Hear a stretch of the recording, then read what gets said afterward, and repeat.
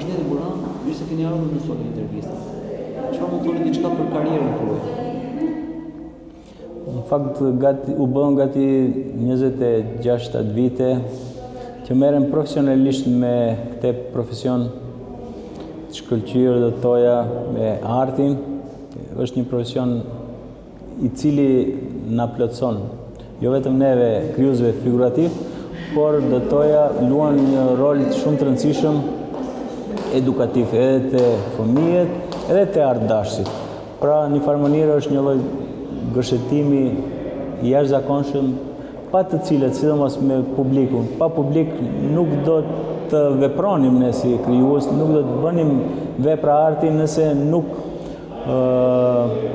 i sheh publiku, nëse nuk pranojmë fjalë të mira, qofshin ato kritika pozitive apo negative. Domethënë, në këtë mënyrë ne rritemi, zhvillohemi dhe veprojmë si krijues fal aktiviteteve të këtilla. Domethënë, kemi arritur në një farë mënyrë që karrierën tonë ta kryqëzojmë me shumë suksese, her pas here dështime, kuptohet si çdo artist. Po mirë, po falë këtyre përvojave, siç e thash edhe më herët, në vende ndryshme të botës, kemi arritur që paktën ta përcjellim një mesazh me fletë grafikat tona, me ato kompozicione që i realizojmë, e kemi përçu një dritë të këtij kombi, do zakone, do tradita, një etnografi të pasur dhe të begatë që nuk e ka çdo vend. Kemi arritur që përmes fletë grafikave, përmes artit tonë, bëjmë një lloj ridizajnimi të atyre detajeve të bukura në kompozicione grafike ose në pikturë, edhe jashtëzakonisht kemi marrë komplimente nga më të mirat, sidomos me ekspozitat e fundit që pata edhe në Turqi, edhe në vende tjera në metropolet ndryshme të botës.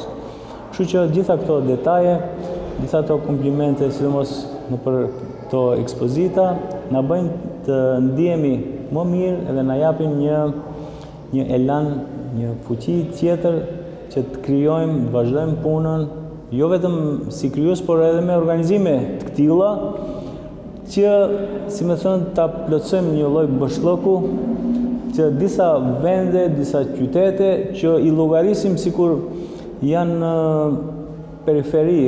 Nëse është jashtë kryeqytetit, zakonisht nuk i llogarisim si kryeqendra. Në fakt, këtë mësë miri e thot Fierin këtë rast edhe me fokusin, edhe me këtë ekspozit grafikës, ose ka dhe qytetet tjera në vendbanimet shqiptare që bëjnë aktivitetet ngjashme, që kanë qenë një, si më thënë, një urë lidhse që i kanë bashku gjithë këto artistë krijues për të shkëmbi eksperienca dhe për në ato aktivitete thjesht edhe kanë lindur mu këto ide që sot e kësaj dite po vazhdojnë të organizohen.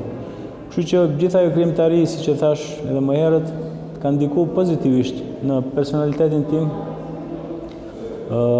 Edhe mendoja akoma më të tje, ndoshta nuk është as 50% që i asaj se sa mundemi ne të bëjmë për këtë komunitet, për veten, për artin, që nëse kemi pak mbështetje, ne si krijues, domethënë, mund të bëjmë shumë çka.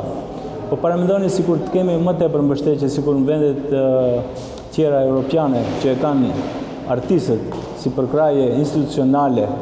Më thënë, kjo do të ishte jashtëzakonshme për gjithë ne. Do ta jepnim, më thënë, akoma edhe më shumë atë maksimum. Atëherë mendoni që ka ardhur koha që të bashkohen gjithë artistët e artit figurativ Shqipëri, Maqedoni, Malezi në një fondacion, organizatë përbashkët? Në fakt veç ekzistojnë këto lloj bashkimesh, dhe toja, përmes artit. Arti nuk thonë këtë është si me thënë ambasadori më i mirë i çdo kombi. Mirë, po në këtë rast përmes artit ne jemi bashkuar qëmati ne artistët figurativ gjitha trojeve shqipfolse. Kështu që mësë miri e tregoj kjo ekspozit e sotit e grafikës, Pra nuk kanë munguar edhe vazhdojnë akoma më të që bëhen aktivitete të tilla me karakter kombëtar, ku, si me thënë, bashkohen gjithë ato elita shqiptare të artit, qofshin piktorët, skulptorët, grafistët, dizenjatorët, bashkohen gjithë bashkë, i ekspozojnë veprat e tyre, më thënë edhe tregojnë me atë prezencë tyre, me veprat e tyre tregojnë se ekzistojnë edhe janë aktiv me art, edhe janë të gatshëm për të bashkëpunuar kur bëhet fjalë për një çështje të tillë kombëtare ose pse jo edhe më të tjera edhe ndërkombëtare. Çfarë mesazhi keni për artistët? Për artistët do të thoja që duhet kuptohet elementi bazë për çdo artist, nëse nuk krijon, do të thënë artistin gjallë e mban puna, e mban gjallë arti. Vetëm duhet krijohen, duhet sa më tepër bashkëpunime, duhet ta lejmë anësh xhelozin, do të thënë nëse ka në art, nëse ekziston xhelozi, atëherë do të thojë arti i çdo lloj krijuesi të tillë, do të thënë që në atë moment fillon të zbehet me prezencën e xhelozisë. Kështu që do doja sa më afër që jemi pranë njëri tjetrit, të japim këshilla para syve, jo pas shpine, sidomos të jemi shembull edhe për brezat e rinj. Kur na shohim bashkë, më thënë, gjithçka është e lumtur, gjithçka shkon në barë, sidomos për gjeneratat e reja, është shembulli më i mirë që ato vazhdojnë atë rrugtim edhe t'i bashkangjiten, do të thoja, atij rrugtimi që të parët tonë edhe ne jemi duke e vazhduar.